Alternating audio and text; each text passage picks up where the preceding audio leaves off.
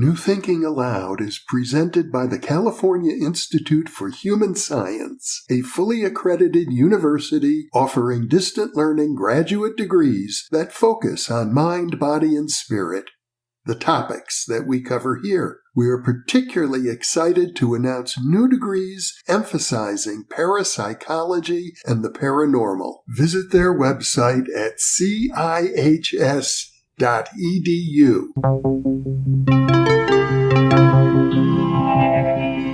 Thinking Aloud. Conversations on the leading edge of knowledge and discovery with psychologist Jeffrey Mishlove.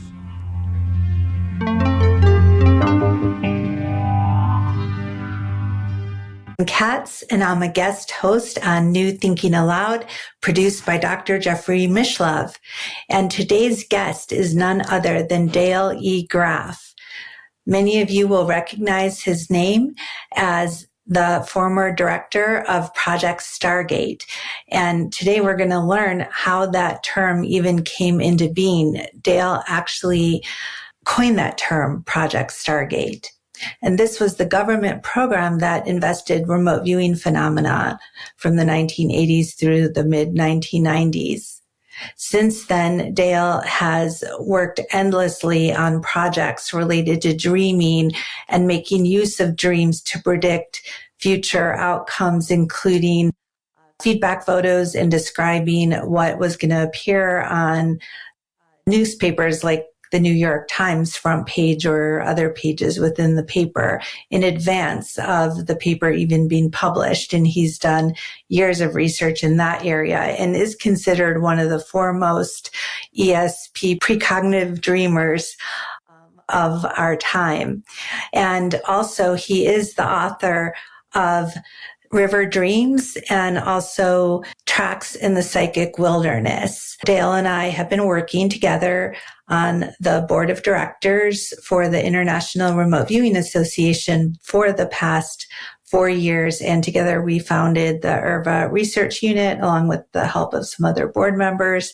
And we've been running that for the last few years together, working on different projects. And so I'm really thrilled because we've oftentimes had conversations about how some of the history has gotten distorted. We've even found errors in some research papers about the history. So I really wanted to bring Dale on to share his views of how things unfolded and clarify some of those misconceptions. And also really, I look at him as really an understatement because out of all the people in the programs, and there were so many who made such a contribution to this field, he oftentimes, as a gentler, quieter soul, just his version of history oftentimes goes unnoticed. And so he has so many fascinating stories, many that you can find in his 2 books, but we're going to clarify some of those stories and also go into some details that have not been shared anywhere else before. Let's get started. Hi, Dale. It's so great to have you here today. Yeah, I'm glad to be here too. Thank you for inviting me on. Yeah, I have been wanting to do this interview for so long. I feel like oftentimes we hear from so many other people that were part of the remote viewing programs and government efforts, but we don't get to hear from you as much. And I really want to cover your whole life and history today. And, you know, you have such a unique perspective because even though you were very involved in the research and project management and development, you of all people served as a coordinator of the Stargate programs and an overall coordinator. So you really, I know, had a bird's eye view in addition to working closely with some viewers as well. So before we get into all of that, could you just tell us a little bit about your early years? Where were you born and a little bit about how you got interested in these topics? Okay.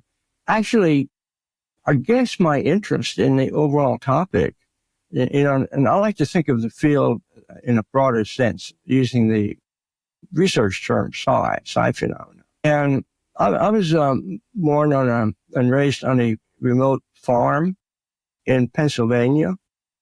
That farm really, it was kind of way back at the base of the mountains. We didn't have any electricity there. So I had no radio or anything until I was about 9 or 10 years old. So I kind of grew up in a very isolated area. I'll say remote, because that's a good word to tie with remote viewing. And during that, my early years, as a really young child, baby even, I remembered dreams. I had very good dream recall. And people couldn't really explain what dreams were to me, so I really didn't have a good comprehension of why I was having these unusual experiences at night that people call dreams. But I was fascinated by them. And they were really imaginative. They had to do with scenes around the farm. And one time, I think I was right before going to elementary school. I had this crazy idea, since I didn't know what happened from the time I fell asleep to the time when I woke up. I wanted to find out where I went when I slept. So I sort of just held on to the thought, I want to see where I'm going. I want to see where I'm going. And before long, I was in a dream. Later, I learned that was a lucid dream. In dream yoga traditions, actually use a similar technique of becoming lucid in a dream from the conscious state, just stay with your consciousness until you start dreaming. So that was my experience with the dream world. And it was more than just remembering scenes. Some of the dreams had what I would later say were premonitions of people that would visit, which I didn't anticipate. And other little incidents like that around the farm. So I kind of put that aside and went through the normal school processes and all. But I never really forgot about those dreamlike experiences and some of the information. I have a degree in engineering, aeronautical engineering, and from Penn State, and also a physics degree. During one of the courses in physics, I became very interested in how things at this time, how do things really work in terms of beyond the known physics. When I had experiences that you might label as OBEs, I didn't know that term either. So these odd incidents would show up, or I would experience them from time to time. So that it piqued my interest. And then at that time, I was working for an aerospace company, the Martin Marietta Company in Baltimore. And I left that organization and then joined the Foreign Technology Division in Dayton, Ohio, to do some intelligence analysis work. And it was during one of those assignments when I was transferred overseas to Hawaii for a couple of years to do some aircraft analysis and tactics work, the U.S. airplane versus MiG airplane, as part of a defense analysis effort that we responsible for during the Southeast Asian conflict, the Vietnam War. And it was during that assignment when I had a really powerful experience in the surf when I was able to actually rescue someone from drowning. And I had actually no way of knowing that an individual was there. How do you find it? So I came back from that experience, really, really shook up and started studying what is intuition, what is ESP, if this was extrasensory. And that led me into some works by J.B. Ryan, the journals, so study groups in Dayton, Ohio, where I was living at the time. And this is around 1970, 1971, 72 time frame. And I came across the works of Dr. Maimonides Medical Center that they call dream telepathy, and replicated some of those experiments where people could dream about pictures that were hidden, concealed in another room. So I had people in the local area that could do that, and I also found that I could do that as well. So I kept my interest in this phenomenon. And then in conjunction with my normal responsibilities at the Foreign Technology Division in analyzing the emergence of future missile systems, Russian systems, I came across some work by Kogan, Professor Kogan, an informationist theorist in Moscow. And he described his ESP experiments.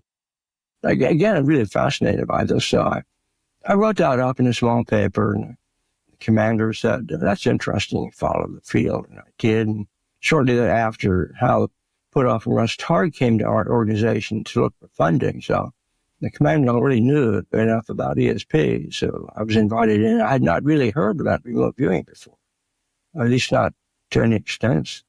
So then I became involved, and I was given the role of being a contract manager for that, which turned out to be the first Department of Defense contract in remote viewing after we picked it up when the CIA did not continue the work earlier. So that's what happened there. Yeah. I'll ask you a few questions about all of that. So we oftentimes have watched interviews with Russell Targ or Hal Puthoff about how they went to seek out funding, but we don't usually hear from the people who actually help get funding. Yeah. Can you tell us a bit more about that? And had they already started the project, or at SRI, their psychoenergetics project, was that going, or were they trying to get it going at that point? Well, at that time in 1976, they were looking for funding. They were about ready to leave the facilities. No funding. They were going to be, dismissed from the organization, I guess, because at SRI, you have to show a funding source, if not immediate, pending, at least, but they didn't have that. So it was do or die, basically. And I was able to find sufficient funds, year-end funds, to keep the effort going. And now, this was a continuation of what they had started with the CIA contract. But there was about a year or two gap when they were not getting very much funding at all from any source. So that we were able to actually stop them from being left loose from the organization, and they continued on. And then with the remote viewing work, I wrote the statement of work for the contract, and there were 3 aspects to it. That was really to verify that it was real. We were at FTD. We're not going to accept the fact that, well, maybe they found something during the CIA work, but we want to do another review and see if we can replicate that, which we did. And another aspect was following the foreign work, replicating some of the foreign work. And whenever we could locate enough information to say, here's a project we want to try to replicate, like some of Kogan's work. And also to see whether it had application potential for the Air Force. And since this is an Air Force contract, naturally, the Air Force was interested in what can it do for the Air Force from an operational point of view, and then also from an intelligence collection point of view. Because we were in a place more logistics-oriented, more operation-oriented, even though we did technical analysis. So I wrote a proposal on what we would do if we were called upon, if somebody was called upon using remote viewing abilities to locate airplanes that might be missing. Of course, I'm thinking in terms of U.S. airplanes missing. And had that all set to go in case it should show up. And I located people within the Foreign Technology Division that really had good talent. And I did experiments with them locally. And yes, they could do what they said. So I felt I had a few people on call. This was unofficial. The commander knew about it, but he didn't put it in any particular writing. I mean, why should he? He's taking the big risks. I mean, this is really an exploratory experiment. He did not want to damage his reputation too much. So anyway, that's how I got to that point. Then the big thing was shortly after that, a couple of years after that, we renewed the contract the next year. And then I'm called into the office one time, and a special project going on I had not heard about. It was a highly classified code work activity. And the Air Force and the CIA were in a project to locate a missing airplane. So, okay, they asked me if I had people that could maybe help find it. I said, well, I'll try it. So I recruited the one individual that normally did well. went through the protocol I had set up and 2 phases of it. Could she relax and perceive landmarks, do a sketch of where the airplane might be. And she did that and handed that to the search team. And because at this stage, I didn't really know. The only thing I knew was it was a missing Soviet airplane. Who was the remote viewer on that project? Yeah, the person that actually located me, apparently the word was getting out in the organization that I was interested in this topic and trying to use people that had a talent for finding things or describing distant scenes, distant areas. And this woman came to the office after duty time. I was still there, and said that she had this talent, and that's how I hooked up with her. I located her. She really did have talent, and her name was she was an Air Force person, and her name was Rosemary Smith.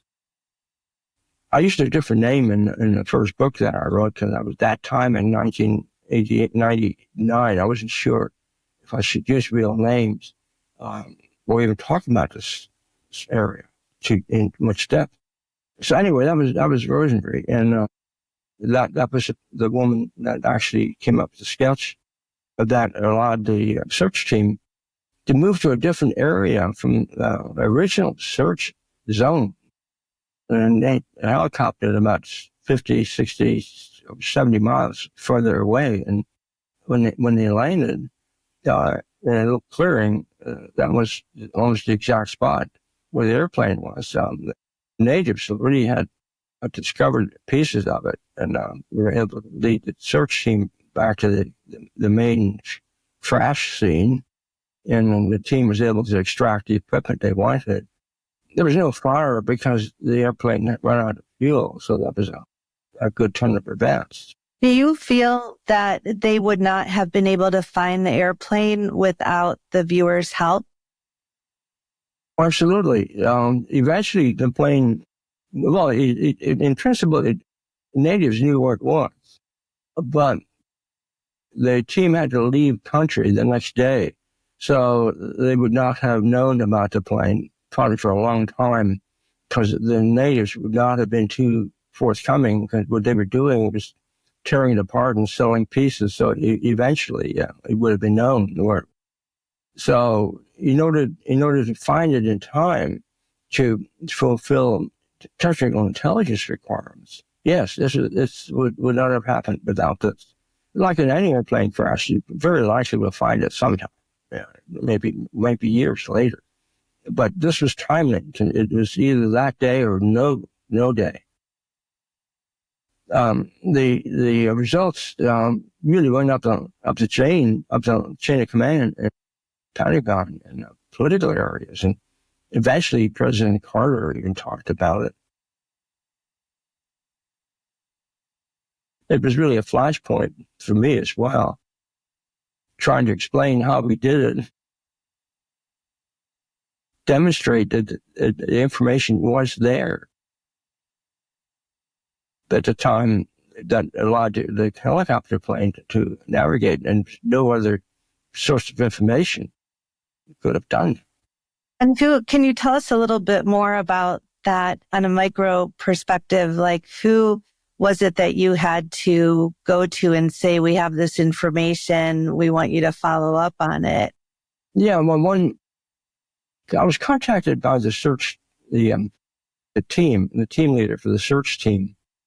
And after the sketches were produced, I actually went to the office that he was in and knocked on the door. Of course, it was locked tight. This was a highly classified activity. I just handed stuff to him, and then the door slammed shut. I'll contact you later if there's anything to this. I received a call that night that there was something to it. So it was handed directly to the search team commander that was based in our facility, who communicated directly through secure encrypted lines to the search team in Africa. So that information that I provided was then or correlated it with a map that he had on the wall, a really large wall-to-wall map of the whole part of Africa. And from the markings on the map, Rosemary was able to recall her impressions and compare that to the sketch in the map on the wall and say, okay, here's the best spot, and put a little X on it. And then on the map on the wall, and that X then was converted into a coordinate right off the map. And that's what we sent to the field, is through the encrypted data channel. There was a clip on a Third Eye Spies produced by Russell Targ where they have Carter saying, yes, the remote viewers helped find the plane. Yeah. Is at this incident. Right. And he mentioned that in several public speeches and also in his book, A Full Life. But he had the wrong place and everything. But he essentially had the concept of finding a plane. Correct. And was this remind us, what agency were you working with at this time?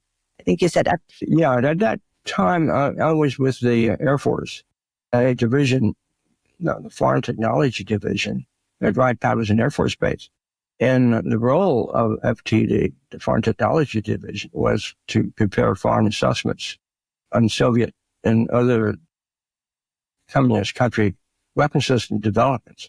And I happened to be in the missile and airplane areas in forecasting, developing forecasts for missiles 5 to 10 years in advance.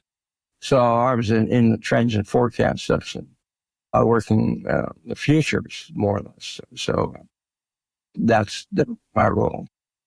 And were you aware of any other efforts within that organization at the time that were using intuitives to do the forecasting, or were you really the first one to bring that modality in? I think, based on my familiarity with people I've worked with there, and I've served overall 17 years before I moved to Washington, D.C. to join the Defense Intelligence Agency. And I can't say anyone specifically used intuition, but I have a hunch that there were times when it did pop up, they just didn't call it that. Made certain estimates and they couldn't fully justify them, and all kinds of criticisms. Why are you saying this? Why are you saying that? And, so I think there was a use of intuitive abilities for people that work in this field. And I don't see how it could be otherwise. Individuals that are attracted toward transit forecasts and predictions, I think have a little higher intuitive level than maybe other people did. I could be wrong, of course, but that was a feeling I had at the time. But nothing clearly stated. A situation I described here is the first case where we really had data that was generated. That was other than a hunch or a guess. It was a sketch. It was data on a piece of paper. And on this particular case with the missing plane, were you doing this in coordination with the researchers at Stanford Research Institute or the military remote viewing programs? Had the program at Fort Meade with the remote viewers already gotten started? No, this project actually occurred before the Fort Meade unit actually was activated. We were about the FTD for this mission, for this task. It was a search task, was in April 1979. The first activity at Fort Meade, which is just getting rolling, was in September or October. So this had no connection with the Fort Meade activity.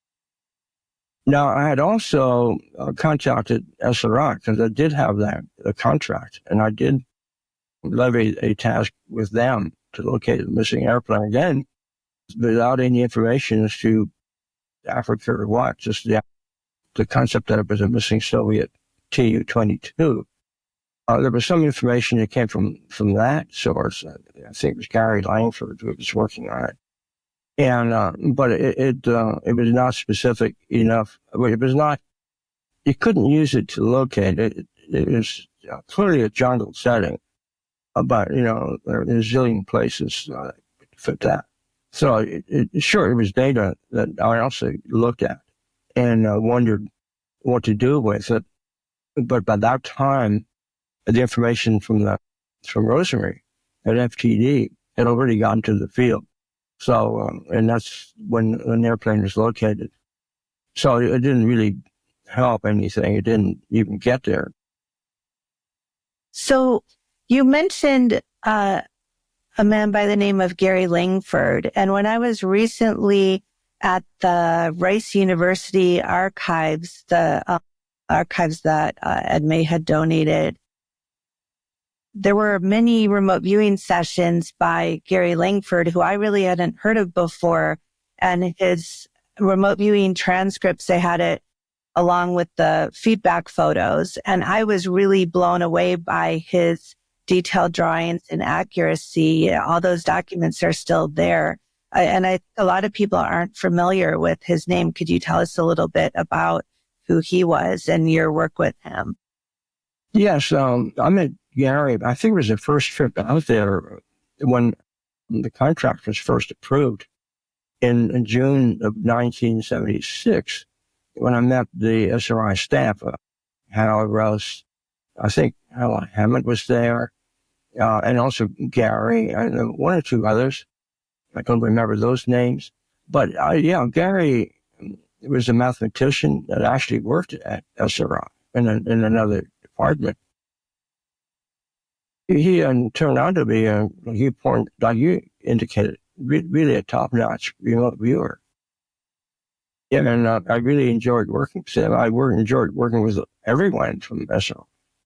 But he had a very keen analytical sense, and it tended to be more detail-oriented than some of the other individuals I worked with. And I tried to work him in, well, I'm sure Helen Russ did too, to a number of research projects. And I really never followed exactly who did what. I knew that he was contributing to the overall project goals.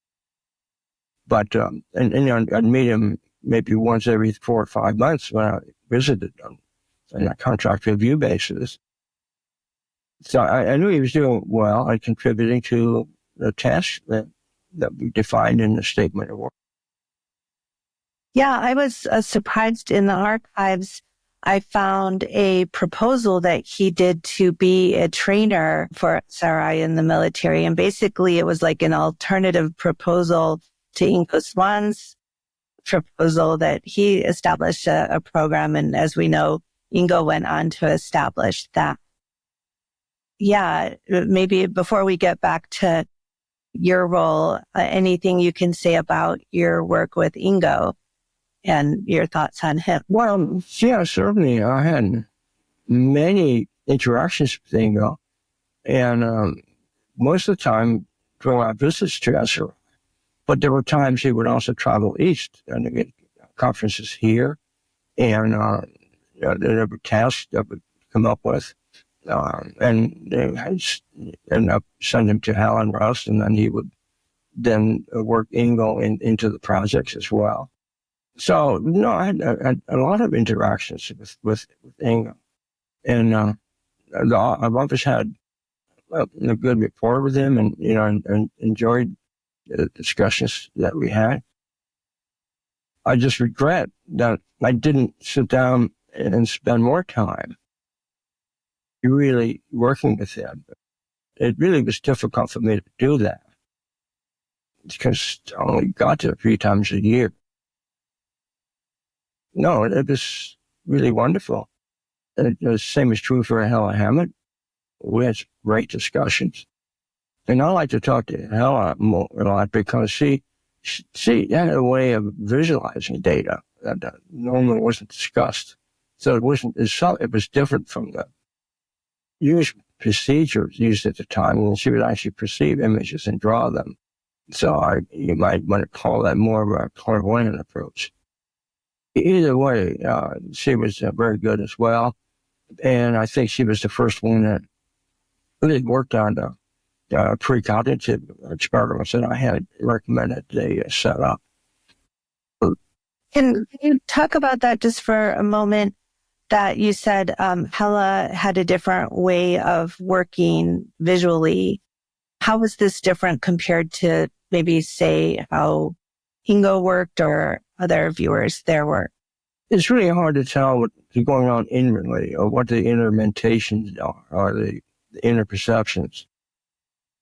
And maybe I was remiss in not getting more information from the viewers on it. But Hella was more involved in discussing them than the others. But it just seemed to me that there was a visual aspect that was not present in the others. And the others had more of a hunch or the drawing. I often watched Ingo do his quick practice sessions, and they were just like a swirl of the hand, and there was a sketch.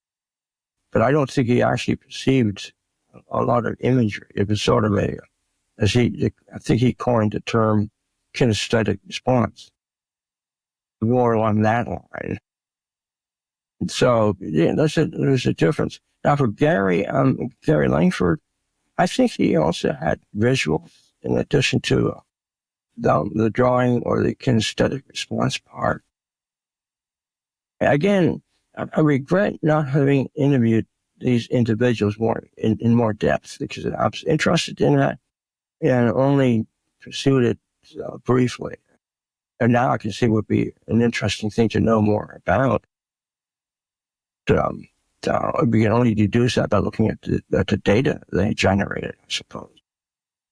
Well, tell us now about your role as coordinator, or what would you call yourself in those days when you would come to SRI, and were you overseeing things or reporting back how they were doing? Tell us about your role. Well, yeah, my role at the time, okay, I have to explain a little bit how the Foreign Technology Division lets contracts.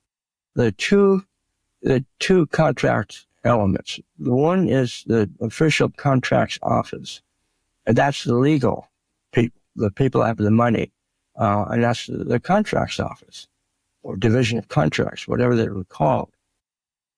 So that's one form of contract management, and they're called contract managers because of the finance and legal. Now, the other form of contract management is with the individuals that actually do the day-to-day interactions. They define a statement of work. They do the direct interface with the individuals that receive the contract. Now, they're called, at FTD, they were called Contract Office Technical Representative. But it really was a contract managing. And we just didn't use that term so it wouldn't overlap with the legal contract managers. So there were two aspects to contract managing. One, all that. The other one was a different name, but which also was contract managing. And that was the one involved with the technical part of contract managing. And so I would visit and do reviews and write reports. And of course, I'd be getting frequent updates anyway, particularly from Hal, who was the chief researcher. And I write brief summaries, usually on a monthly basis, for the Foreign Technology Commander, who had a keen interest in this because he knew it was a risky topic, but he just was also curious about whether or not we could really use this phenomenon, or this ability for Air Force missions. And of course, then we did with the airplane search and find project with the missing Tu-22. So yeah, I had this really direct interchange between the work at SRI and the command section, and direct link with the command section. That's how that worked. And so when you would go to SRI, like what would a typical day look like? Oh, it's fun. Get in there and spill coffee and, try to have a really lighthearted approach. Joke around. And then sit down and listen to them tell me what's going on. I listen to the people, look at whatever the project was, is it a third of the way, half of the way through, how they were doing. So it was a very loose. I didn't want to make this heavy duty. It was just, I'm out here to interact. I'm almost like a coworker and, and relate to them. And I feel like I did a reasonable good job on that over the years. It was, it was actually, I saw it sort of as an exploratory effort. And when you come in from that point of view, you can't treat it like ordinary manufacturing companies would treat the assembly. There has to be degrees of freedom here. And I did allow about 10 to sometimes 20% of the contract funding for anything that they wanted to investigate. So I didn't care as long as it related to the phenomenon and to remote viewing. So it was a kind of a lighthearted, friendly approach. Hal had a very great style of interaction with people, and so, of course, so did Russ.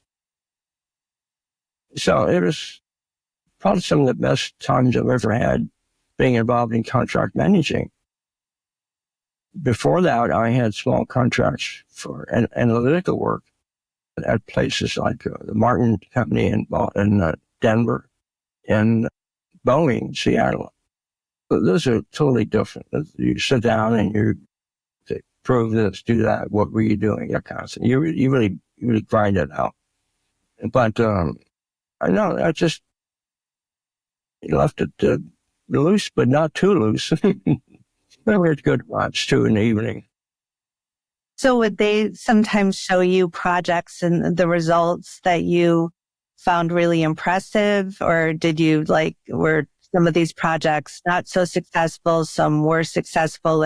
Were you concerned about results and proof and statistics, or just wanting to make sure that they were busy and doing any project at all? No, there were a lot of a lot of examination of the work. Now, the statistics are not the same as you would find in, a formal research laboratory where you had to run hundreds of projects. Now, in some cases, of course, they were. When May came on board later on, we shifted over to a stricter handle on statistics. But a lot of the work was more exploratory. What is the trend? What have we learned from this?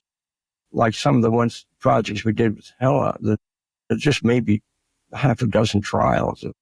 They'd be done just to get a feeling, could this work? Like some of her precognitive work. And then expanded maybe later on to have more numbers with it, so that you could get those statistical strength. And there was always the issue that we had at FTD, Foreign Technology Division. When you went into an operational task, you can't really apply statistics to it. You can maybe make a judgment based on someone's previous efforts, or what do you think can be deduced from using remote viewing. But it's a one-time project. But the next one's going to be so different. It's really hard to assemble a good bag of statistics from operational work. And really the point of what they were doing at the Stanford Research Institute was to develop this so it could be useful to military and government operations. Yes. Would you say not so much for publishing purposes? No, not really. Although that obviously the researchers want to publish, and you can see that a lot of short reports coming out that have been released in the archives. But sure. That was always a tussle between what can we, put out in print. Researchers like to publish. They like to be visibility out in the public arena. And of course, didn't work too pleased with some of that. And, don't go all of a sudden blurry all over the universe that you're working for the Foreign Technology Division. Well, and can you talk about that dilemma? Because over the years, I have heard that there were some controversies with sometimes some of the researchers. I don't know if it would have been Russell Targ or later on some other of the military viewers, but were there times where you felt that some people involved had overstepped their authority to publish? And what did some of those conversations look like or sound like? Yeah, I'm not sure. Yeah, there were some issues that came up. Yeah. So then this issue is FTD involved. They identified. I think, there was approval usually asked for anything that might be released beyond the classified level.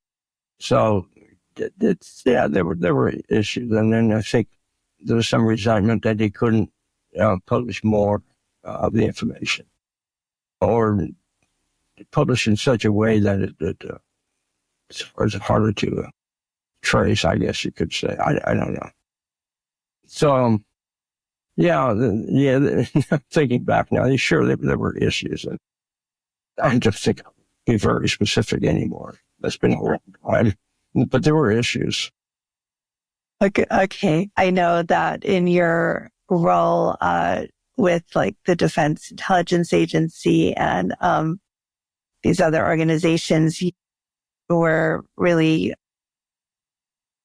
well versed in keeping secrets. Let's just say, like, you're not someone who just spills the beans at any point, and you've maintained that respect for your keeping things confidential. So, yeah.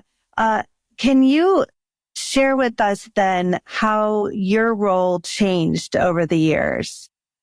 You went from one organization to the other, and how did that parallel what was happening within these remote viewing programs?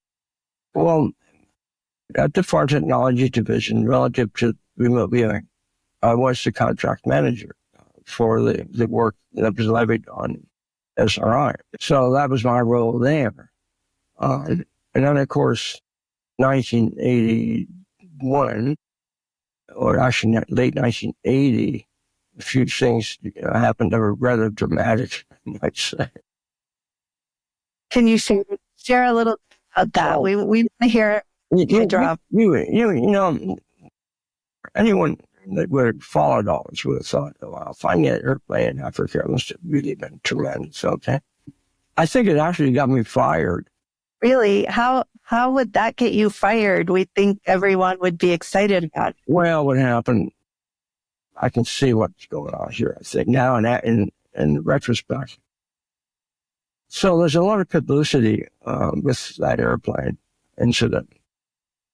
And at some point, there's some publications came out. I think the Washington Post had some articles or some brief statements about the Air Force using psychics to find airplanes. I'm almost quoting here almost exactly that term, using Air Force psychics. And that term did not go over too well with the Chief of Staff of the Air Force. And then something happened with another one of the little tasks that I'm not quite sure how this originated. I might have been the culprit on this one. This was in the days when the Air Force was trying to develop a really $1 billion missile deployment program in the U.S. To replace some of the older missiles. It was called the MX Mobile Basing Program. And the concept was that ICBMs, the small rocket propellant type, solid propellant type, would be trucked around various areas of the country, usually in remoter areas, and random, so you could never tell when it was going somewhere. And one of the cars had a missile in it. There might be 20 of these rail cars in a row, and they were all these scattered all over, constantly on the move, because it was concerned at the time that the silos could be vulnerable. to a nuclear impact, which it would have been, I guess. So the idea was to move them around. The Russians can't find them. They have no probability of locating them with any degree of success. So that we, or they, them, came up with a project. Can we use remote viewers to pin down the probabilities of where this random railroad car would be? And you went through a methodology and found that it could move from like 1% to 10%, whatever the numbers are. I don't remember the detail anymore exactly, but it jumped it up a little bit. Not hugely, but it was enough to get people's attention. And that got to the attention of the commander, the chief of staff of the Air Force. And at the same time, he was getting these words about the Air Force psychic finding an airplane in Africa. And I guess whatever all happened, he decided to cancel everything having to do with remote viewing. A message came to FTD to stop the funds that we had at that time with SRI, because I was able to obtain funding from FTD resources, 3 years in a row. And they were going in 4, when we only thought we'd do 1 year. So that was canceled. And the work I've been doing on following the Soviet work was withdrawn, sent back to DIA, the Defense Intelligence Agency, because we were the producers for the DIA publications in assessments. And then the biggest blow was I had a year earlier submitted a research proposal into the intelligence community, and the winner would receive a sabbatical. Basically, that's what it was. A year, maybe a year and a half of special study, special research. And I wrote a proposal and submitted it thinking not much would come of it, having to do with combining non-ionizing electromagnetic radiation. And I slipped in remote viewing, working in from a biophysical point of view, borrowing a little bit on some of the Soviet language.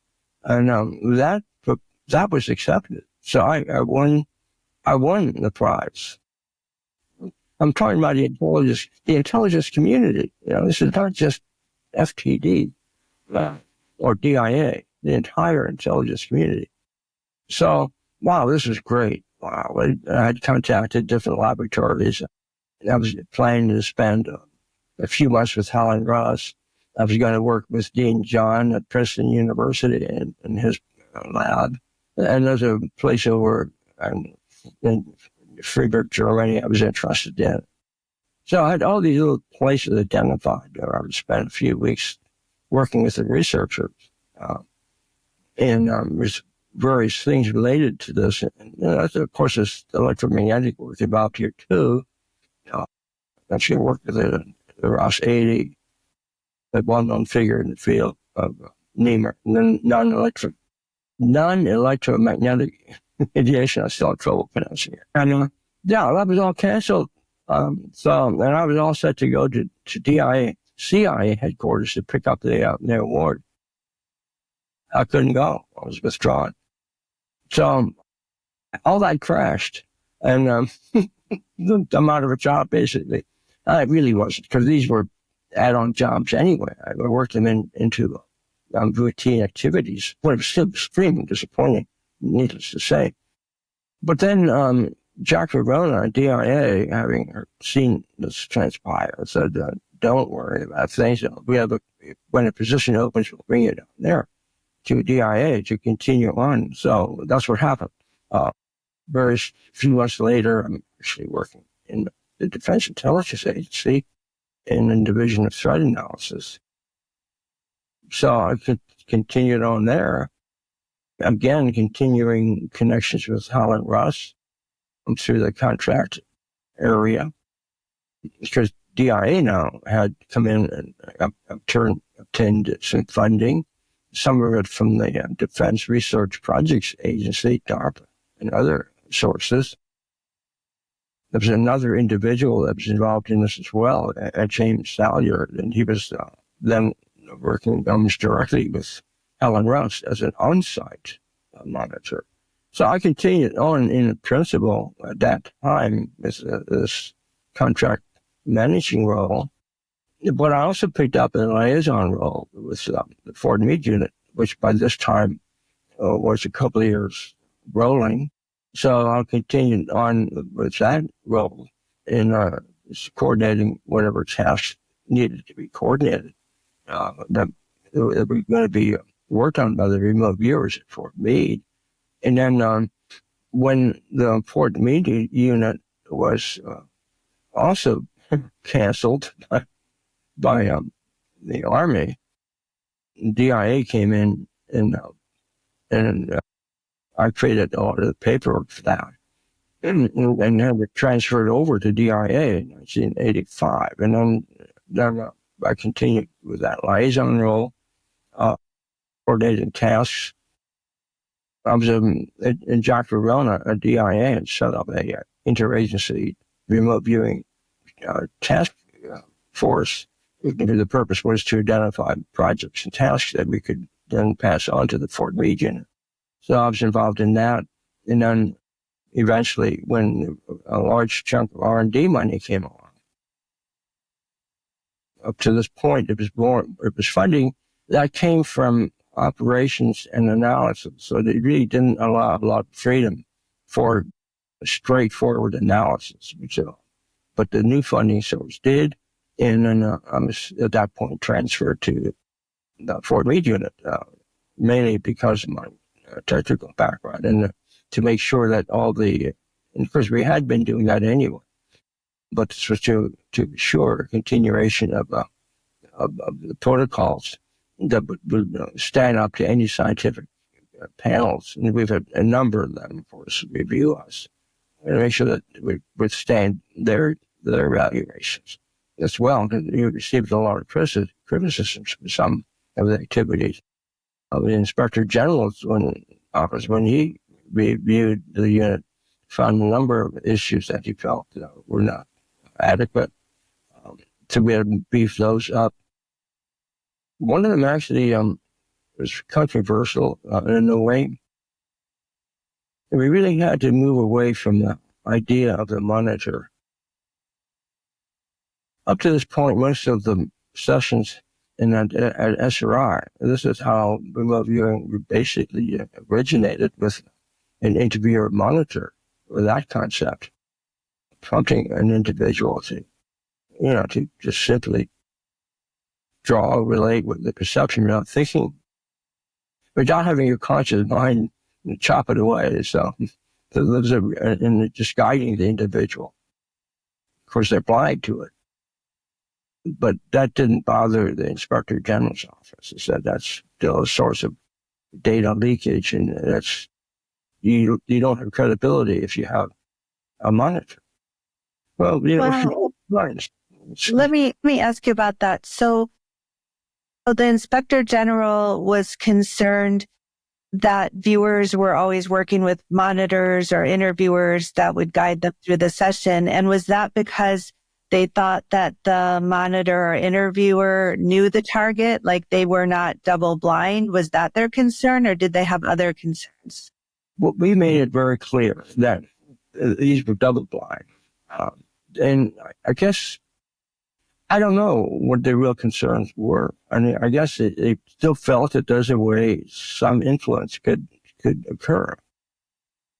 Just don't explain it. But that was sort of what my feeling was. But they raised enough of records that we had to really, really shift away from the monitor part. I guess they felt there was always a chance of some subtle healing. So, what they're really doing is challenging the integrity of the individuals, which I thought was a low blow, quite frankly. But that was the only implication I could think of that really caused them such grief, with having an interviewer monitor this system. Maybe there were some other issues that we didn't really understand with the people that did the investigation. Whatever it is, we had to live with it and move on from there and then shift from that process, which was not that easy to do. Yeah, what year was that? And were they already using controlled remote viewing, or or not so much? That was all along using controlled remote viewing as well as the monitor part. These situations occurred around 1987 or 8, I think. So it was somewhere in that time frame. And how did you rectify that? We didn't use the monitor. So then the viewers just work solo after that. Went solo, yeah. And can you explain how important was the overall team approach to the success? Because even once the viewers stopped working with the monitor, how important were the other roles of management and even the oversight that you were providing? Well, it should be a team effort. And there were times when, we really did have a good team rapport. But there were also splits that occurred because some people had different methodologies, different concepts came in from a different, you might say, angle. That did create some rifts. So, yeah, that was the best situation to be in. From my point of view, I tried to smooth that over and make sure people could work to the best of their own ability without being too concerned about what the people's methodology, what the remote viewers' methodology was. Yeah, there's some things lingered that I couldn't handle too well, so I just couldn't just pass it, let it go. So how impactful was the dilemma that different viewers use different methods and some had disagreements with others about those methods? How much did that hinder progress within the remote viewing military? Yeah, I don't know if you can say it hindered progress. It certainly hindered harmony. Individuals work rather independently anyway, so I don't think it really made a huge difference. There was some disagreements. But, I've been in other organizations, different topics, technical issues, and, you'll always have groups or people that disagree with the approach. So I didn't really think it was that significant. Well, some people in the group did, I guess, and felt that the barbers were contrary to their belief systems or whatever.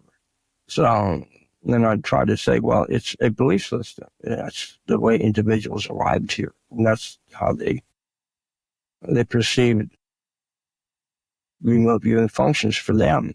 Try to make it look like there's more to this field than just one way of looking at the phenomenon. And maybe there's some methods that were trained. It doesn't mean that's the only method that exists in the universe, or that the concepts that were used for training are useful, but there are others. So it's, and even today, I still feel that way, that the individuals have different concepts that whatever they're comfortable with. The thing I was concerned about was the end result, not what the belief system was, or the approach. And this is consistent with the police detectives that I've talked with over the years. They're not too concerned about how the individual arrives at the information. It's just like some TV program years ago. I remember hearing, just give me the data, ma'am, give me the data. I don't want to hear the belief system. Yeah, so it was nasty. And I think some people built it up more than it was worth for whatever reason that they wanted. But it's not really catastrophic. You still produce data, we still work together. We weren't there hitting one over the head. It wasn't not for all. And I know one of the viewers you work with closely Angela Ford, I had the pleasure of interviewing her a couple years ago, and I wanted to interview her because I had felt that her voice hadn't gotten out as strongly. She hadn't written books, and yet also you had spoken so highly about her work in your books, and I know that you were supervised her and worked with her closely. Could you talk about your role and relationship with her and maybe give us one or two examples of the cases you worked on with her? Well, just like the others, here is a task, and went to the remote viewing room or building, which is just a few feet away from the one we were in. And when you come back, we'll hang in the data, we'll go from there. And there's no particularly difference in approach. So, and, I think I understood pretty much what she was saying in terms of her modeling, her concepts. It didn't really concern me too much. It's the way she felt she could generate or produce or access data. Because now I had, back in the 70s, in the programs I ran in the adult evening school system in Dayton, Ohio, dealt with a lot of people that had really diverse views on this. And so I was kind of used to it. So it didn't bother me at all. And so just to interrupt, so Angela Ford used mediumship within a remote viewing protocol. Would you say that was her main method, like automatic writing? I don't know if I ever called it that, because my understanding of mediumship is probably different from her understanding of mediumship. So I figure she probably had a concept of some intermediary, some link with some other aspect. Now, I'm coming into this business sensitivity from a dream background, and lucid dream background. And in lucid dreaming, you have all these figures and representatives of different energies and information sources that float around in dream space. So I kind of saw it as a way of her information was presented to her because that was the comfort level for her. I never perceived it literally. Is this a medium or not? What is a medium? So, okay, maybe that was her term. Maybe that was her belief system, and I'm sure it is and was and is. So if somebody wants to call it that, then let them. I only looked at the end result. Yeah, and tell us about the end result in a couple of cases where you felt that the data was really useful. Yes, there were several that were really outstanding. There was more than several, but I'm just saying the one that I really liked. Several. We were given a task for locating a fugitive. It was a U.S. individual, but he had been wanted internationally. So that made him fair game for an intelligence application from the U.S. intelligence organization, because he was internationally wanted. And he had worked for the Customs Department. And this individual that's now the fugitive, and he in South Florida, and he apparently was cooperating with the drug traffickers. And it took a while for the customs officers or officials to figure out what was going on, because all their plans were usually avoided, or something went wrong. They couldn't really apprehend the individuals they were trying to capture. They finally traced it to this one individual. And it's Charlie Jordan, I think his name is. So he somehow got wind of the fact that he got, they knew what he was doing, so he went on the run. And he was on the run for 3 years. At the time, the customs official got hold of us. And then he said, well, we've heard about your activities with remote viewers describing distant places and scenes. Do you think you can actually locate something? I said, well, first time that we really ever took a look at locating a missing person, but we located missing airplanes. So we'll go ahead and give it a try. And so I levied the task on the group. I was not the chief at the time. I was still doing our liaison work from the DIA office at Bolling Air Force Base. But I was communicating directly with Fern Garvin, who was the chief at the time at Fort Meade. And so the passed the task on, just the name of the picture of the individual. Can you identify his current location or his location? And as I thought about that, I changed the tasking. And I said, well, he may be, if he's on the move, the current location may not be good. So I changed the task to saying, where can Charlie Jordan be when he can be found? So that was the task. So we made this turned it into a precognitive task. So the information comes back a couple of days later and from Fern, and we have a visit. He visits me in the DIA building, and we go over it. And one of the individuals was different from all the others. And it was Angela's, and it was different because it just seemed to have more of a connection with the person, with Charlie Jordan himself. And the others, they clustered, but they didn't seem to carry the weight. And maybe here's where a little bit of my judgment came in. It was an intuitive feeling I had. So I prioritized the input and said, well, because the Cousins individual said, we probably will only have one shot at this. What is your best input? So I said, well, we have several, and I'll give you them all. But this is the way I look at it right now.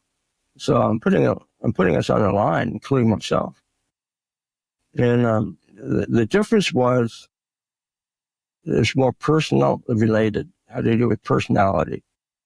And it had to do with movement, where the individual is now, but is moving or about to move from this area, which was in another part of Wyoming. And there were some other details about it, campground and things. So that information was actually sent to the field office in Northwest, in several states, but certainly to the Wyoming and Montana. And then a few weeks, maybe it might have been a month or two later, Jordan was actually sighted leaving a campground in that region, and based on this information, that alert policeman actually saw him. And then the FBI and the Customs Department people descended on his trailer and captured him. So, but the other data was more related to where he had been, where he was in Panama area, which was history, but it wasn't now the current one. So, wow, I thought that was, so we'd be able to actually locate with the help of law enforcement, which is how this material should be worked. Anyways, in conjunction with other people that are doing the real field work, in conjunction with anything else that might be contributing to the data. How often would there be cases that the viewers would work on where you felt their input made a real difference on these cases? Were you able to track that? Yeah, I think when we got to the drug issues, that information did make a real difference. Where people, the Coast Guard, for example, was able to actually send vessels out and search. And that was another project too. That was really, some people would say spectacular. I'll say it was really good. And then later I'll say it was spectacular. In this case, the data, again, this was Angela's information. And using a combination in intuition and for lack of a better term, map dowsing. And I actually came up with a marking on a Pacific Ocean map that turned out to be really close to where the ship was actually found. And then that information was sent to the field team in Hawaii, and they sent out a search airplane and also a search vessel, and ultimately located the ship. We all know almost in the same parallel, but just off maybe 30, 40 miles in the other direction. So that was a spectacular event. And when they located the ship, which had been on the run from the time it left Hong Kong a year earlier, it was suspected at that time to be loaded with a bunch of illegal drugs. But the Coast Guard lost track of it, and that's how we brought into it. We can't find it. Maybe you can help us. And so when the Coast Guard ship actually did locate it, and then the ship started throwing all the crates overboard, one of the crew members on the ship, on the cargo ship that we were looking for, actually set fire to it. So the Coast Guard had to get on board and extinguish it. So when they were towing the ship back to Hawaii, the ship sank. Oh my God. Somewhere in the North Pacific is 10,000 tons probably illegal cargo. If you want to dive down a few thousand feet, make a fortune to bring it up. I don't know how waterproof the bags were. Wow. Well, we'll have to talk more about that because my son is a scuba diver, and yeah, well, I did some scuba diving in Hawaii too, but I think 30 feet is my limit. Anyway, yeah, to answer your question, there were times, and a lot of times the Coast Guard would come back and say, "Yeah, well, it's in the right direction. We couldn't pursue it any further, or the weather prevented us from going beyond this and that." Can you talk about the procedure that Angela or the other viewers used to find that ship? You mentioned dowsing. Like, were they given a map that narrowed the search down, or what's the procedure? Yeah, at that time when I levied the task, I left it open to individual in charge of the group at the time, Vern, to decide what scale. Obviously, the ship is missing somewhere between Hong Kong and the U.S. It's a lot of water there. So we initially thought, well, if we try a broad ocean map, that'd be too much. But then I recommended that, well, try that first and then go to the smaller scale. So the first shot was using a very large map that had covered from Hong Kong to the west coast of the U.S. So that was purely map dowsing and this intuition involved. And I'm not sure what was behind the map dowsing. Was there imagery? Anything? I didn't ask the process. What was the perception?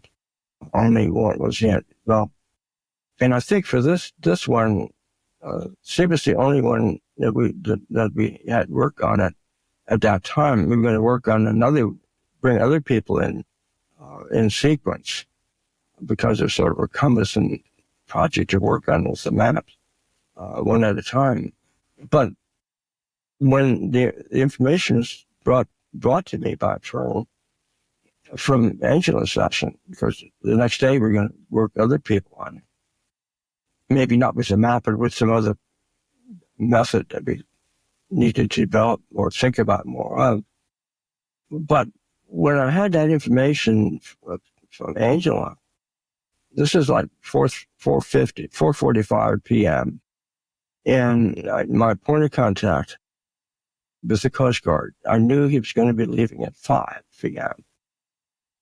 And the phone was busy. The classified phone was busy. Oh. So, I figured I got to get this to him. It's one of those things. I really wanted to go home. The traffic gets bad. And I had to go back into town because this office was located in the south part of the district along the town map. So I went over. I drove over and caught him just as he was leaving. You got to do something with this data. So we went back in. He opened up the vault. We went back in there. He feed out the information to the field team in Honolulu. Now, had that not happened, we would not have got there in time. We would have missed the ship, missed the boat, so to speak. I like that expression, missing the boat. So here was a case where I think my own sense, get this there now, if it's going to be useful at all. So, and I think I've seen that not just with myself, but with some of the other team leaders too, that feeling, okay, when you really have to jump on something, jump on it. Don't wait. So It's really amazing. So if you had just decided, well, I'll talk to him in the morning, then this whole thing may not have happened. Maybe the ship would have continued on with its drugs. It would have been off scale. It would have been hundreds of miles away. Figure 20 miles an hour times 20 hours. It's 400 miles. No, they would not have been anywhere near it. Wow. It was an interesting one.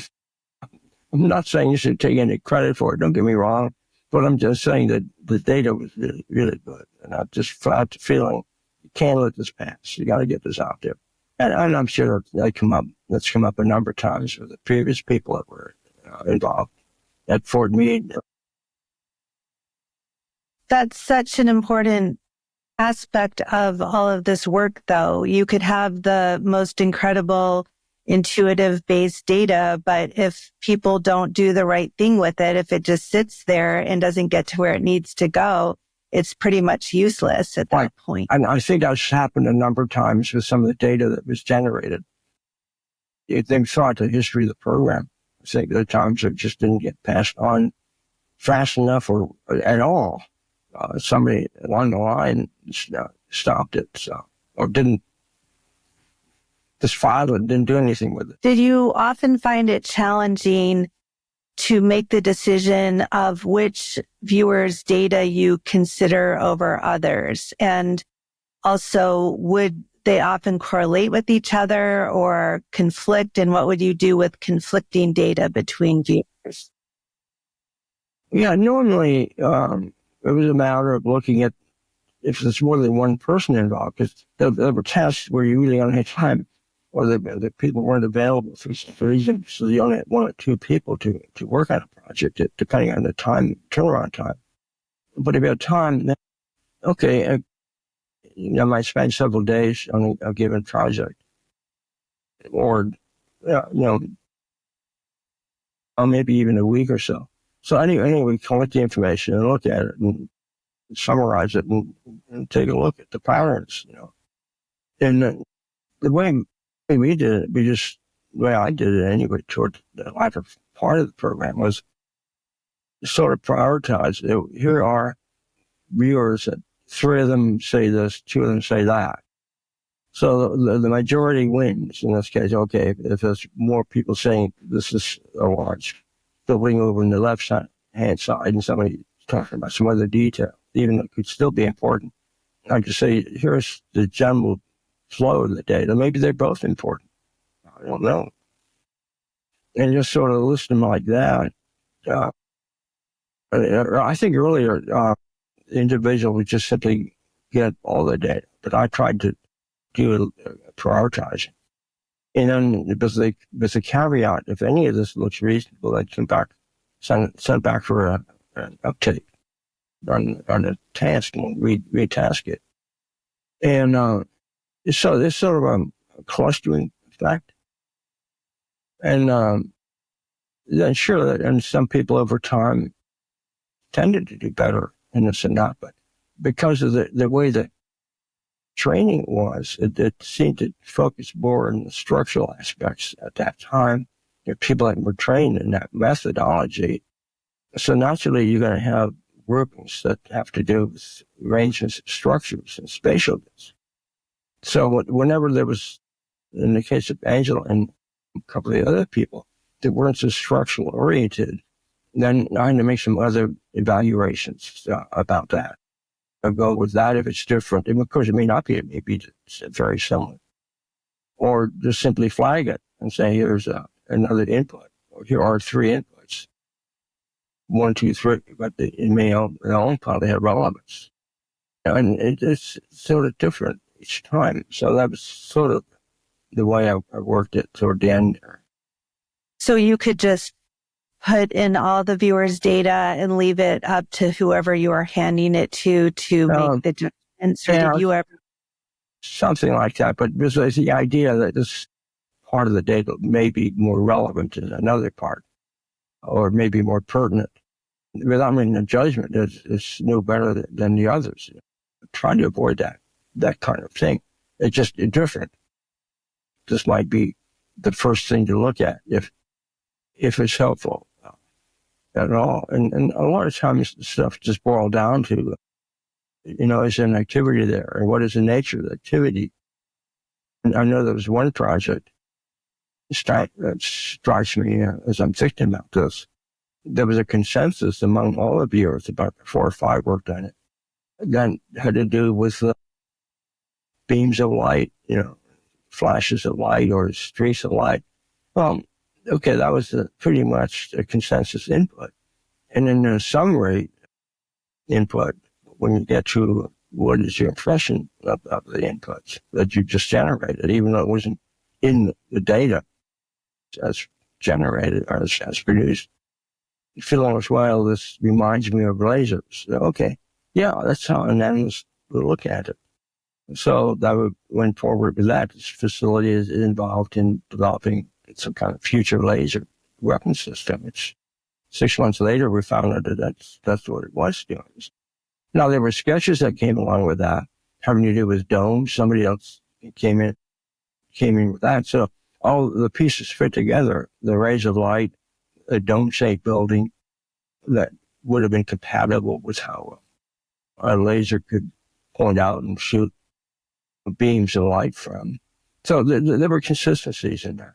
How important was the artistic abilities of particular viewers? Like, I know Ingo Swann was an artist. Paul Smith is an excellent artist. Lynn Buchanan is an artist. You yourself, you are probably, I consider you to be one of the leading dream ESP precognitive experts out there, and your sketches of the photos you're going to dream and see the next day are just phenomenal. There's always an emotional impact on seeing a viewer's sketch that's really a beautiful sketch in addition to being accurate. How important was that in the unit?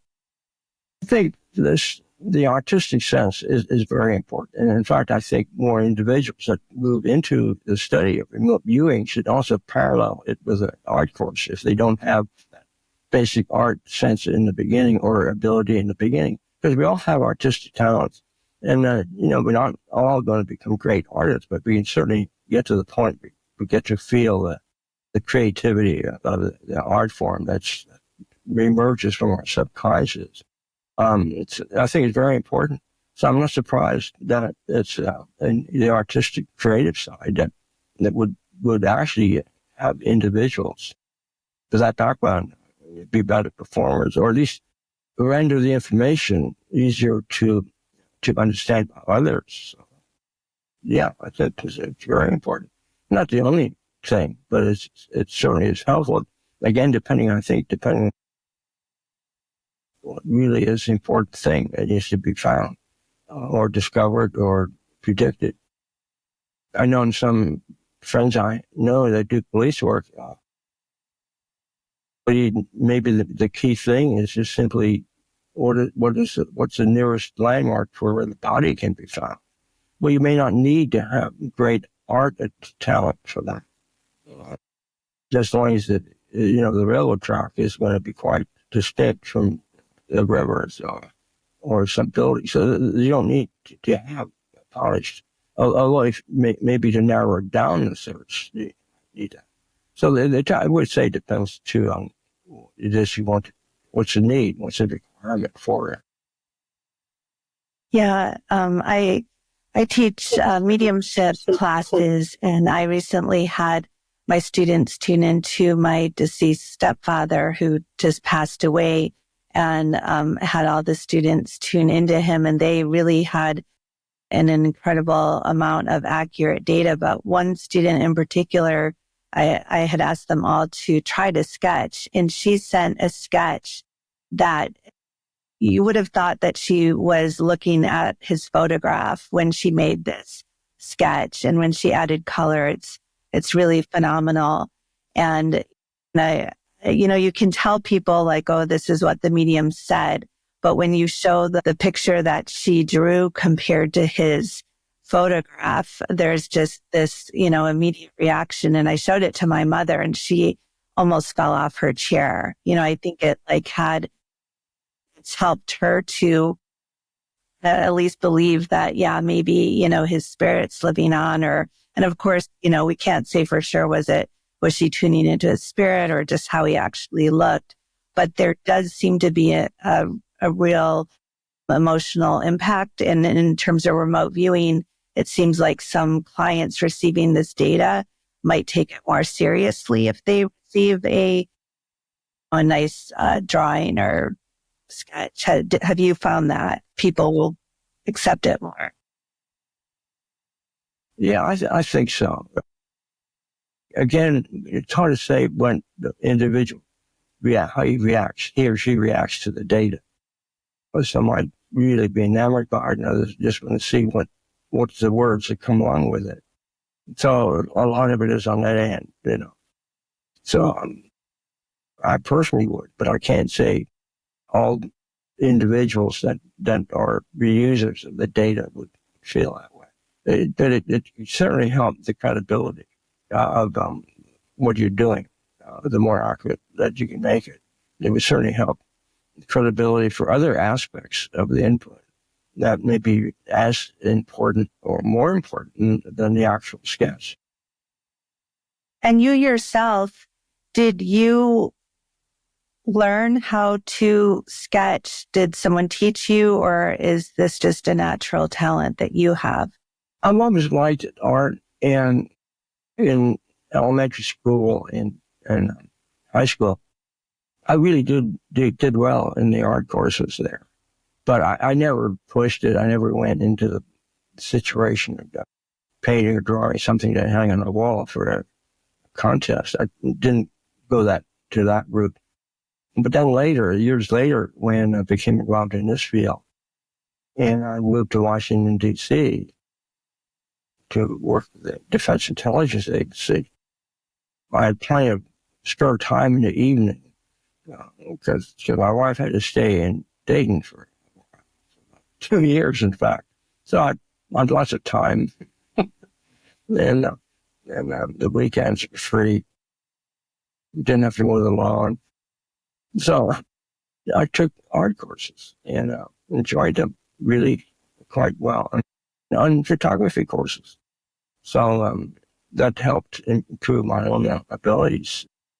But I've never developed beyond enough to do a good sketch. I just never felt the need to make it really super. It's just good enough, or at least as good as I could do under the circumstances. Yeah, well, that's encouraging for those who don't consider themselves very good artists or able to draw, but who have an interest in remote viewing or these other modalities that they can take classes and learn. Well, in the time we have left, there's still some really important topics that we need to cover. And I know frequently people are getting the names confused of the various remote viewing projects and programs such as Stargate. People tend to just want to refer to everything that happened with the remote viewing programs as Stargate. And you and I have talked about that because sometimes we both see the wrong terminology, the wrong credit given to people or to programs, even entering into journal articles. And both you and I have had conversations with some different researchers where we said, we just read your article and this isn't correct. You're attributing the programs to the CIA or just it's not correct data. So can you help us understand the different code names and also your role in particular within each project. Yes. Of course, one of the biggest confusions is, I think, that the labeling of the CIA files. And, these files were only under CIA control for a few months, maybe. And yet they had the CIA numbers up. But 95% of them, maybe 99% of them, are all Department of Defense documents. They should be relabeled as DOD files. But that's an administrative issue. Okay. So that's one confusion. But so just to clarify, when the documents are eventually released to the public, it's the CIA who releases the documents. So that's why the name CIA is on the documents, but they're really Defense Intelligence Agency documents. Yeah, right. All you have to do is read the top of the page and see the Department of Defense control number or project numbers or report numbers. And everything will be attributed to the funding source anyway, which is through the Department of Defense. So, yeah, that's sort of an area. And I think you and I have talked, and I've written a little report on that, which is finished. I can get it to you sometime in the near future. But now getting back to the project code words or names, yeah, there's a whole series of them going way back when the Army initiated the remote viewing unit at Fort Meade. I think they had, and these early names were not special access projects. They were like code names for keeping track of the project, but they weren't under a unique special access control. So I think projects with the names, the early names, I think was Condola Wish, and then there was Real Flame came in there, and then there was Central Lane, and then Sunstreak. And there's a progression of the ones that came out from the Army side. The Army was involved more directly with the remote viewing unit and the DIA, which began in the middle of 1985 or 86. And then when I came on board, we went into a special access control program, a real SAP, special access control program. And that's where the word Starstreak. Now I'm getting confused. Stargate came from. Too many streaks in here. Yeah, so I came up with that. And that. Wait, let me stop you. So you came up with the name Stargate. How did you come up with that? What gave you that idea? Yeah, well, I'm looking over these project names and code words or project names. So now we're going to change the names. And this is sort of a standard procedure in a project, in activities like this. You change the name every couple of years, 3 years. So we need a new name. What do we do? I didn't want to use the names that were recommended, which is in a printout of code words to be used. That's put out by the security department. And none of the names in there really sounded very good. It's not the kind of name I want to have on a remote viewing project. So, and look at that. What are we going to do? I don't like these names. Neither did the people in the group. Nobody could agree on it. So, I'm driving home one evening through the swamp that surrounds Fort Meade. And then it's just foggy, and all of a sudden the clouds open, and this really bright light comes out. No, it was not a UFO. No, just this moonlight. And so it occurred to me that, well, there's like a star up there. And it's like a gate open. So what's a good word? Stargate. So I sort of latched onto that. I came back, we had a meeting, and I tossed it on the table and knocked it around a little bit. And I think it was fairly unanimous. There was some debate.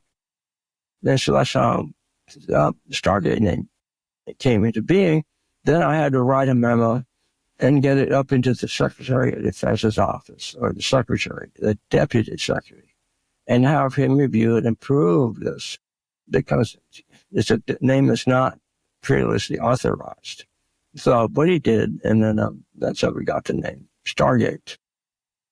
Wow, that is so cool. I think this is the first time ever that publicly people will know that name came about. And what year was that? 89, 90, I think. Yeah, it was right around the time I was transferred up. Yeah, it might have been one of those years. Probably because I was still commuting back and forth and doing a lot of day-to-day travel before I was officially transferred up there. And I knew that we were going to be changing the name because we had just received $2 million for the research efforts. And I wanted to make sure that we combined that adequately and all that. And the code word really only applied to the people in Fort Meade. It was to protect the individuals and the locations. Other individuals could be given access, but they were not really in the special access program activity. So there's another term that comes in here is program, because it's a special access that's the program. Linking to the actual activity may not be a program. It could be a project. It could be anything. It doesn't need to be long-term or short-term. So Stargate itself as a program refers more to the security program requirements that's levied on it. And it relates to the individuals at the Fort Meade unit, although others, of course, were given access to that, but they were not really in the program at Fort Meade. And so at this point, it sounds like there was a higher security level. And how did the Stargate program at this point interface with the research being done at Stanford Research Institute? Were those researchers allowed access to what was going on within the Fort Meade Army base? We had to make judgments for every individual. I had to keep track of that with a logbook and make sure that the security department was updated on who had access to the special access program Stargate or not, or remove them if they left. It no longer had a need to be involved with it. So yeah, sure, the researchers, the people at Fort Meade, whether it be Ed May or some of the viewers he worked with, sure, they were granted access to visit, and they did that. But they were not really in the special access control. The work at SRI was never labeled as Stargate. People may have wanted the name on it since, but that was not part of the SAP, the special access program. A number of other things, we had to bring people, the term is read people on, let them know what the requirements are for security, when and when not. You can discuss, they even use the word Stargate for that. It was classified. So we kept track of the people that were given authority to know about it, to visit, whether it be congressional people or budget people. Or when we prepared documents that went up the chain of command, some of it was not unclassified, but it was not in the special access channel because it didn't need to be. It only got into funding issues or administrative issues. So they had to regulate the degree and who had the need to know. So yeah, there were the lists kept of that. And about how many viewers were part of this special access program now called Stargate? And can you name some of the viewers that were part of? Yes, so whoever was on board at the time when we shifted over to the new code word, which is now in itself a special access name. I don't know. We were building up the project at the time. There was because I'd written all of the authorization for new billets and new positions for the unit.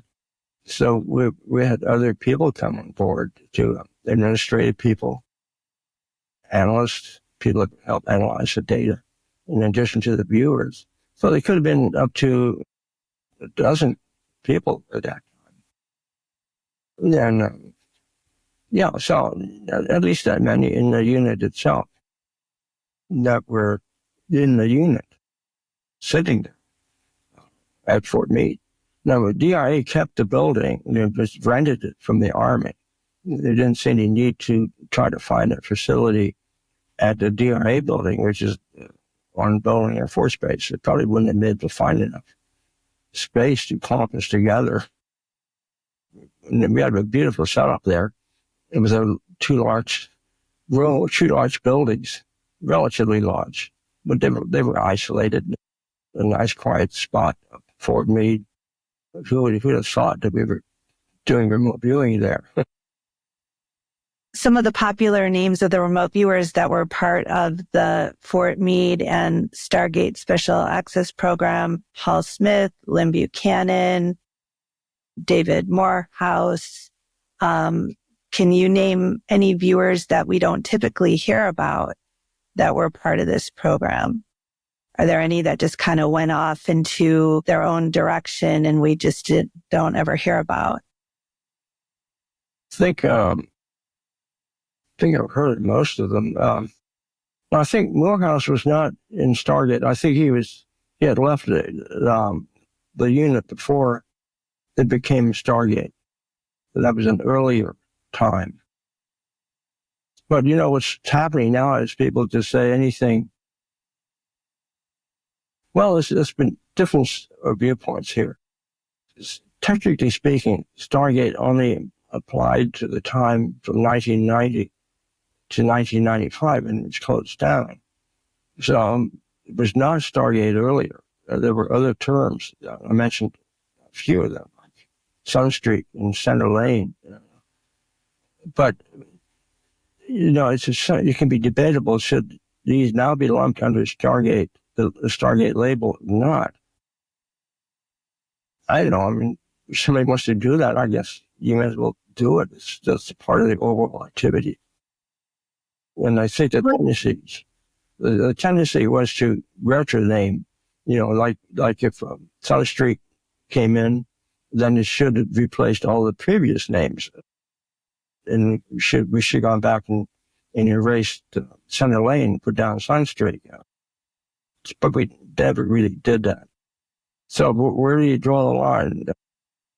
And the other issue too here is technically from a DIA management point of view, we were involved. I was involved, and so was Jack Verona as well, who was the division chief. In a number of meetings at higher at the management level above him, at the coordinating level, was the commander, discussing the issue of is this a program or not? And because it sort of links together year after year after year without any really certainty that the next year is going to be funded or would even exist, it was never officially considered as a program in DIA. Okay, so we rolled through 20 years worth of a series of projects. So when is a series of projects over when you call it a program? So technically it was not a program, but it was a series of assistant projects that resembled programs that people like myself and others, and Jack Verona and Jim Sally early on, and the individuals at Fort Meade really worked to keep it together and running as a continuous looking project. That have made a difference if this had been considered a program all along at some point, as opposed to a number of projects strung together? I think so. I think in around 1982, 83 time frame. I'm trying to remember exact, but Jim Salian and Jack Verona was certainly involved. I put together a long-term plan and we did call it the 10-year program, and envisioned lots of things happening to continue the research, to continue looking for and even training, looking for alternative training methods, because we realized that maybe one method doesn't fit all. So we looked at these different ideas and the support staffs and how to really coordinate and evaluate the data and how do we fit in with the scientific part and the research that may be required. You can see this whole thing we had thought about and identified as little blocks on the chart that should be considered as a program for the next 10 years. So we got that rolling, and it was, kind of chugging along. And then we were gaining interest in that. And a year went on, another year, we were still looking at 10 years. And all was going fairly well. And then it looked like this was really going to happen. And then a new director came in, and a new individual replaced Dr. Rona, and everything just got filed, and then couldn't get beyond that point. And then ultimately, the unit was transferred to CIA for the main reason, I guess, of closing it. So whatever. So then it ended. Our long-term program came to a crushing end. Can you help us to understand that a little bit more? Like, did you have meetings with this new director who ultimately had it closed down, and what was his attitude? And how did this work? Because you had so much evidence of the success for so many years. So what did you say to him, and what was his response? Well, Down. Dr. Rowan and I think we were the two. There were a few others who were there that updated him, or not update, but present the information of what the Ford Meade unit is about, what the research is about, what we're trying to accomplish, and the goals, and all those things you do for a program review. It's terrible. Something like you said, well, I'm not even going to go here. It was just too bad. Obviously, he didn't like the topic and just didn't want anything to do with it. And said, he kind of was politely said, well, thank you, but no thanks. Well, you really felt like this director was making the decision based on his own opinions rather than on the evidence presented. I don't know if we ever really looked at a lot of the evidence. And not having a lot of people that are critical of the field, you don't read the reports. You may have heard briefings, but beyond that, I don't think you ever stayed with it long enough to learn more about maybe some superficial review that he might have heard. But he was the same individual at one time when he was with the Army side. Well, this is an Army commander that's now in charge of DI. In 10 years earlier, maybe 8 years earlier, he was responsible in the Army side of having it closed. So now you had two chances of closing it. So, oh my gosh, this was the person. It wasn't the same individual exactly. I mean, my memory's faulty in that, but they were in the same time frame. I think it was the same. So, wow. You had another opportunity to make sure that the program didn't go anywhere, or that the projects didn't go anywhere. And again, he didn't really look at the material. And then, as far as I know, he didn't even pick up a report. He prepared plenty of. So maybe, like you're suggesting, Deborah, this is more here than just simply looking at the data, not seeing it strong enough, or not being clear enough, or maybe wanting to ask more for clarification. He didn't go to that point, and I think he just decided, I don't want this topic. So it may have been the personal link, association with what that topic stirred up in him. It could have been some belief system that went way back. Who knows how far back. Can you help us to understand the connection between this director who was with Defense Intelligence Agency and is now telling you that after 10 years, he's shutting down the program or he's not going to fund it. What was the relationship between that? And then I believe it was called the SAIC report. When that report came out, of course, it had very negative recommendations as far as the unit is concerned. So I think it's almost like the people chosen for that report, again, really the same situation. Did they really look at the data? Sure, they may have looked at some of the last year or two when things were not moving that fast. People were leaving. You could tell there was a fall off because the commander was not at all. People in management no longer wanted a lot to do with the unit. So it appeared that the scientists that were selected for the committee, and some of them did have a connection with critical organizations, that were very critical on the field, on all of parapsychology, not just what we were doing. So it was like a hand-picked jury, so to speak, and they whoever set that up got what they wanted, and in terms of thumbs down, so to speak. And sure, that was what you wanted to hear. So that's what moved forward and then ended up in the unit was transferred to CIA for that reason, to shut it down. And the individual in charge of the CIA at the time probably also didn't want to have anything to do with it. So the director that you were reporting to, did that director commission the report that really didn't cover the work, or were they two separate parties or efforts that kind of were happening at the same time? I'm not clear as who actually commissioned it. There's a probably request made to CIA, and they commissioned it. Was that devastating to you that after all this work, all these efforts, just a few individuals with their biases could come in and shut it down? Or did you feel like it was really time that the projects had served their purposes, people were moving on, and it was a natural progression of things?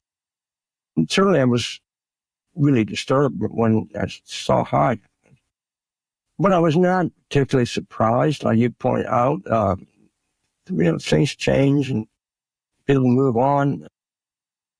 With the Cold War essentially over, at least temporarily at the time, it looked like the big need that we had experienced decades earlier was not as prominent, is not as poignant anymore. Of course, I could make an argument that we could have gone over into the drug enforcement side and done well there. But, we were looking at a larger, government-wide activity, not just one agency. So, yeah, I felt really sad about it now. But on the other hand, I thought maybe it could be regenerated in some other form, but not go completely away, which it did. And I still sort of feel that there's a possibility sometime in the future. So I did ultimately reconcile that maybe it was time for it to be closed, or at least changed in some way.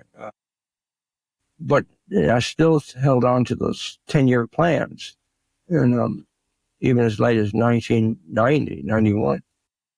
So I still had that vision that maybe this could continue. I really felt strong about this, because I felt that this was part of what I thought of as the Stargate idea, the Stargate vision, which is more unified and more holistic in the sense, a broader scope of what we wanted to do, using this talent, using intuitive abilities, using remote viewing or variants of remote viewing by whatever name might be called were called or can be called. And expanding it more to an overall picture of the human potential. And maybe this was the wrong place to do it, but it was a place that you could start it and get attention and get funding. So maybe something like this will crop up somewhere else in the National Institute of National Health or something, looking at it more holistically and more from a health point of view, diagnostics, healing, but with arms with connections over into the defense part as well. So I don't know. There just seems to me there's other ways that this could be developed in the future. Now, with the Cold War re-emerging right now, I call it re-emergence, it's really going on. It seems to me it might be worthwhile to reconsider some of the concepts that we had, some of the approaches that we had on Stargate and the previously named remote viewing activities. I'm not hanging my hat just on one word, Stargate. That's just the last 5 years, but there were other activities with different labels that relate. It can be considered and reevaluated for moving forward. I think something should be developed. Getting back to even the predictive part, I'm really strong on precognition. And I think this is sort of the way of the future for the field in parapsychology as well. Studying what is the future, how do people perceive the future, what is meant by precognition, or more in quantum physics related terms, retrocausation, which is something from the future affecting the past. Predicting the future accurately, I think it's really, would really refocus the remote viewing goals that we have, whatever we call it. And you mentioned that right now we're at a time with so much going on in the world. This could be an ideal time for either a government or agency to start up these efforts. What would you see, like if the government started a new remote viewing effort, what would you see remote viewing being used for and most useful in this day and age? Like what particular projects or maybe issues in the world right now might remote viewers be useful for? Well, I keep coming back to what's around the corner. What is the next movement? What is the next, you say political threat, but what is the next military action that might be, or terrorist strike, for example? Those things are in the future that are coming our way. Hopefully not, but that they're going to be trouble, wars, whatever. So looking at the future, predicting important situations. The whole general area of future forecasting, I think. And weather as well. Predictions. What's in the future, I think. And then spin off from that will be narrowed down to, you're talking about weapon systems, you're talking about strategies, you're talking about what country is going to be the one that stirs up the next trouble, that kind of thing. And just a few more questions. With making predictions about future global events, I find oftentimes that remote viewers or other types of intuitives will have precognitive dreams, or they will have visions, or just try to tune into like the next year. But the problem is they're not being specific enough with, exactly what date and exactly what location. Because it's not enough to say, like, I see a big city having explode in the garage. We need specifics. So what would you recommend? I agree. I've seen that problem for decades now. you're not sure of the timing. You're not sure of the place.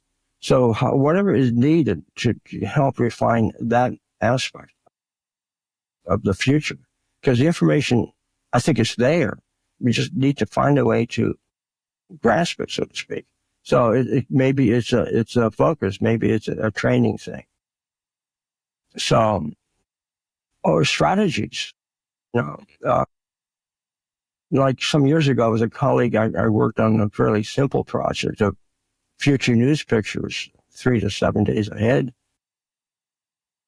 So these were very relatively accurate, but the focus was a specific spot, a specific time. So instead of just saying, like I've seen also people making the prediction that there's going to be some kind of bomb strike in the city, but when? So it's saying go back and recycle the task. Say, okay, if we're just perceiving is on track, let's go to the next level. Let's go to the next phase of it, like I did years ago when I developed a search protocol for missing airplanes, phase 1, phase 2, phase 3. So now we go to phase 2.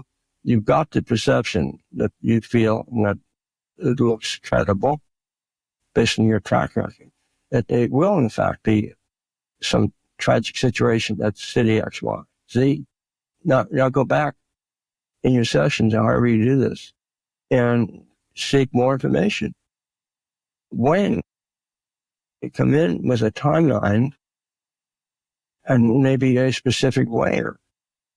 So it may be a matter of targeting or focusing, and training might be a factor here as well, which I think it is. So, and timelines are slippery, so you need to be really work on this and figure out, is it near term or far term? And some perceptions go out too far, and they're not that good to do anything immediately. So, and then maybe finding groups that focus on this as well, not just one or two individuals. Yes. And I know there are groups out there like the Future Forecasting Group that Des Smith is involved in right now, and other groups really trying to do this. But yeah, I think pinpointing the dates, the exact location, right now, like I'm part of a group where we're honing our abilities to tune into numbers, whether for the lottery or PIN numbers or just all sort of license plates, things like that. I think that pinpointing these areas that viewers just typically haven't pushed themselves into, or where it hasn't, proper training modalities have yet be developed, would be really helpful.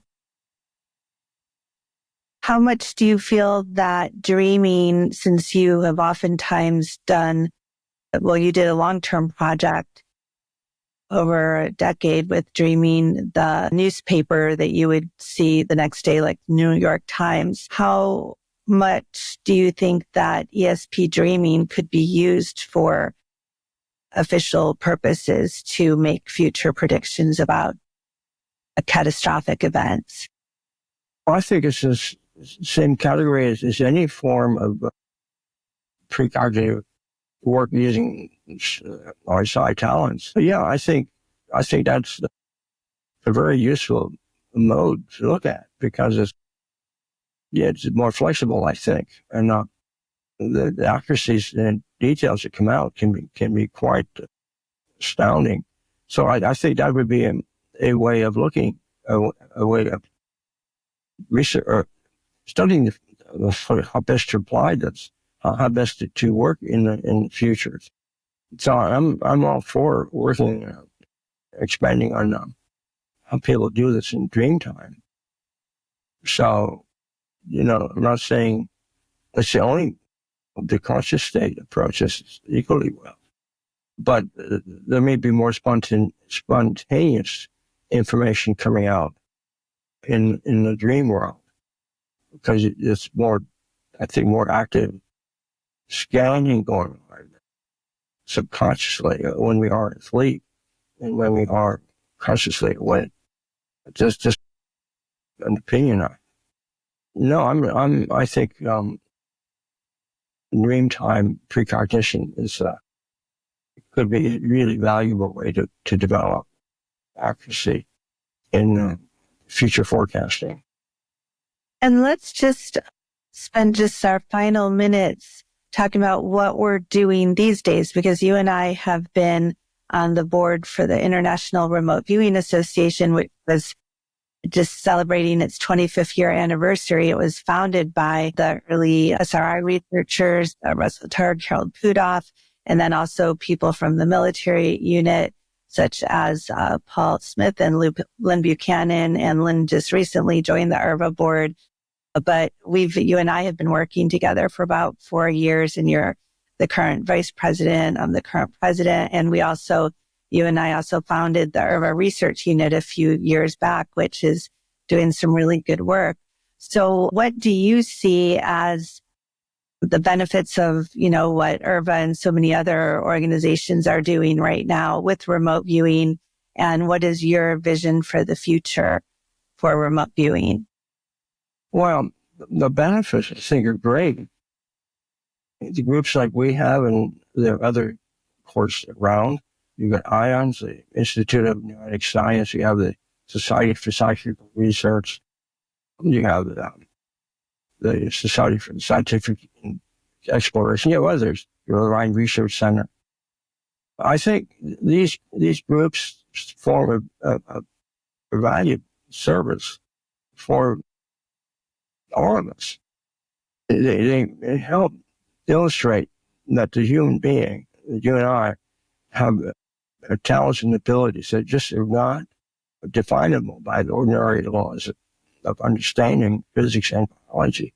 So I think that just simply that awareness that there's something vaster in us than our ordinary skull has, in a wider universe that has connections essentially instantaneously anywhere around the world, even elsewhere. So I think that awareness and understanding will be helpful and will help advance society in general, even the understanding of evolution. So it's, and our abilities then, our talents are not limited to just what we have normally thought they would be. We can reach beyond ourselves. So that appreciation, we're more than what we really are, I think is a big benefit, a huge benefit of these organizations and IRVA and others similar to them. And we can let people know also about the, I think it's called the International Association for Dreams that you've been part of. Yes, right. The IASD, the International Association for the Study of Dreams, really is at the forefront of dream work and understanding it from a physiology point of view and from a dream content point of view. What is the content? What is the meaning of the dream symbols or the activity, not just symbols? Why do we have them? What can we do with them? How do they relate to healing? And of course, future, when people have precognitive dreams, but also in the exploration of lucidity. When you get into lucid dreams, when you can actually interact with the dreams, with the elements of the dreams, and help facilitate healing, acceleration, for example, recovery from illness, because they're able to contact or energize healing-related energies in state. The recent work has shown that you can use lucid dreams for overcoming post-traumatic stress disorders, which can be really devastating for many people, even lead to suicides. So the potential for working with lucid dreams and your own well-being is huge, and also for discovering of what really is, how the images really form, what is memory, it may be clues for how memory works. We really study that more deeply. And of course, I'm back to the future again. working with precognitive material from lucid dreams and interacting with things in there. Might even be able to affect random event generators, generators where you're looking to affect quantum level output of the device. So there's actually a lot of research possibilities that you can do or think about and then actually anticipate might result from lucid dreaming and really all kinds of dream work. Hey, great. And yeah, as you and I had in our Sublime research group had done a project where we used dreaming within an associative remote viewing protocol to make future predictions. And we did that for a year and worked with your dreaming protocol in particular and had some really excellent results. And that project was called the ARV Dream Experiment. And I believe that one was published in the JSC, the Journal for Scientific Exploration. Well, or was it? No, that was in the Journal of Society for Psychical Research. Also, I want to make sure that we let people know about your two books, Tracks in the Wilderness and River Dreams, and I'll put up images of those. Yeah. They're out of print, but hopefully I get back in print again. Some are available, yeah. Yeah, they're still available. I did just order a couple of copies, and we'll see what we can do to get them on ebook format in the future. And just one more thing I wanted to go back to. At the start of this interview, you mentioned a very profound experience you had where you saved someone who was drowning. Your intuitive abilities were somehow involved in that. Would you be comfortable giving us a little bit more details about that? That is a very hard thing for me to talk about because I still harbor a lot of stress from that. Even though it occurred 1968, it was a long time ago. It's very dramatic, but in that experience, there were several things that happened. I had to somehow get out of this riptide after I found this individual. And I did experience something like an OBE, watching me struggle to get this person back to shore. That's a surface way of talking about it, so to speak. But there was more emotion to it than that. It was really a difficult situation because I didn't think I was going to get out of there at all. It was a high surf, the wind was blowing. I was trying to get out of the riptide. The woman that I found was not conscious, so couldn't really help. I might add, the woman that I found was my wife. My gosh. And she was not supposed to be in the water because she can't swim. She just got caught in the riptide and got swept out. And I just intuitively, when I was some distance away, I couldn't see this. I just somehow got pulled in her direction and got there just as she was sinking. And I had this little surfboard, this little styrofoam pad is with me, and I got her on that, but I had to be in the water because I had to keep her on the pad. Paddle with one hand and keep her on. So that was not an easy situation to be in at all. And I didn't really think I was going to get out of there. So. Wow. And when you had the awareness of where she was, like at that point, did you even know she was in distress, or you just had some sense to go in that direction? I had no idea anybody was in the water. Yeah, nobody, the guards had gone home. I should not have been out there. I was just fooling around, trying to be macho, I guess.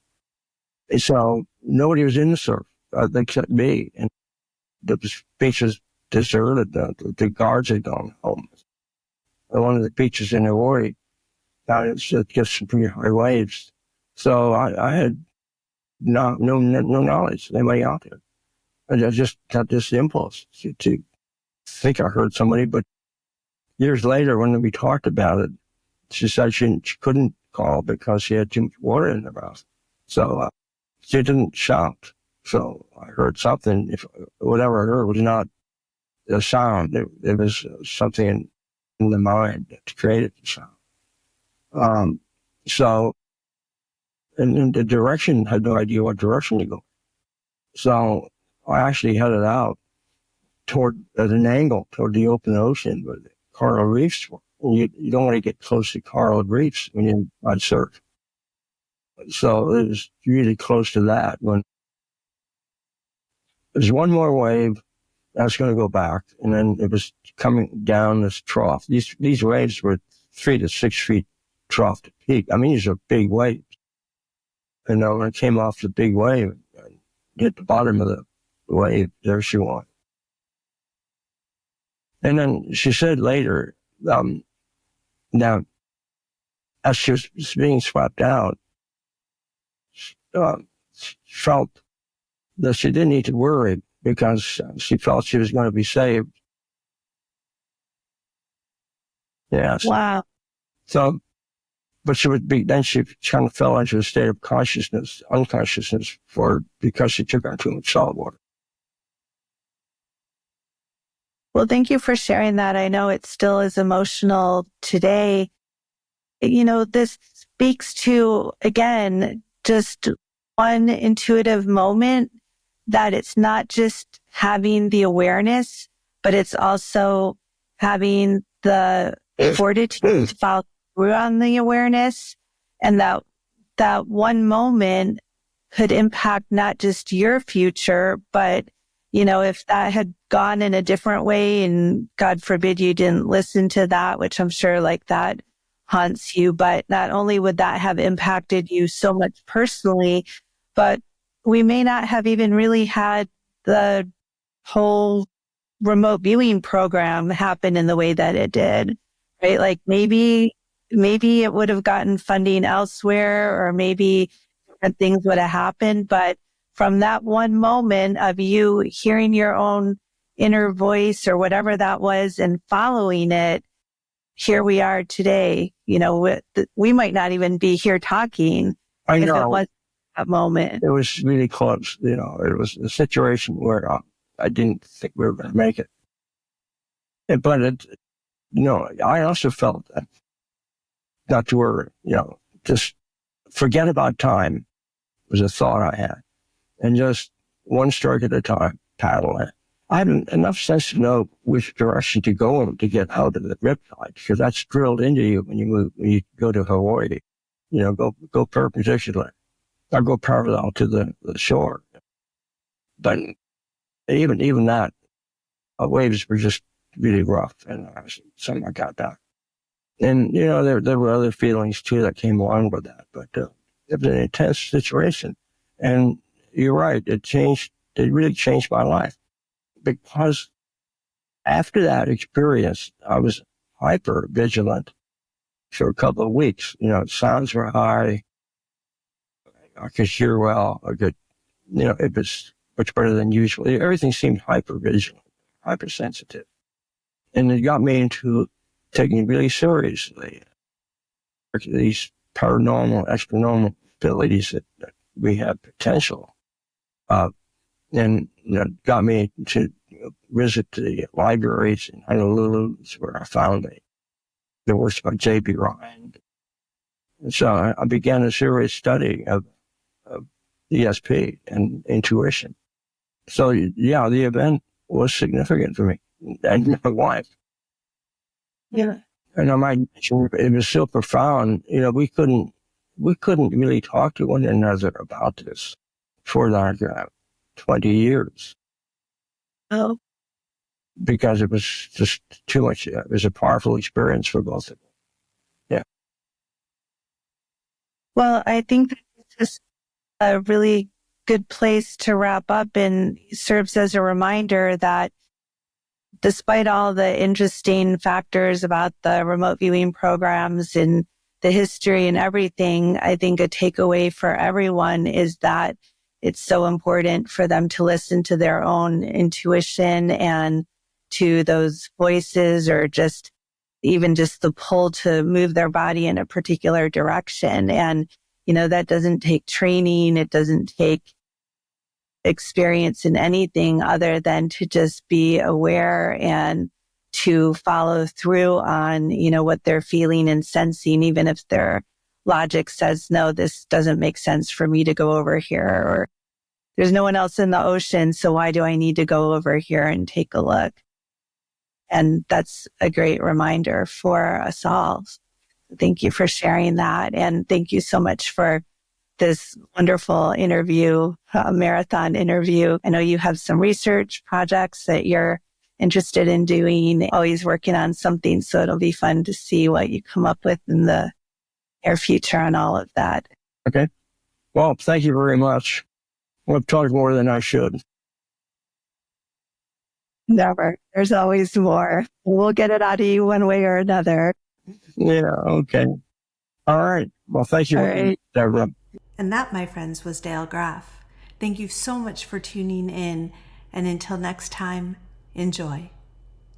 You can now download a free PDF copy of issue number 8 of the New Thinking Aloud magazine, or order a beautiful printed copy. Go to newthinkingaloud.org. Book 3 in the New Thinking Aloud dialogue series is UFOs and UAP, Are We Really Alone? Now available on Amazon.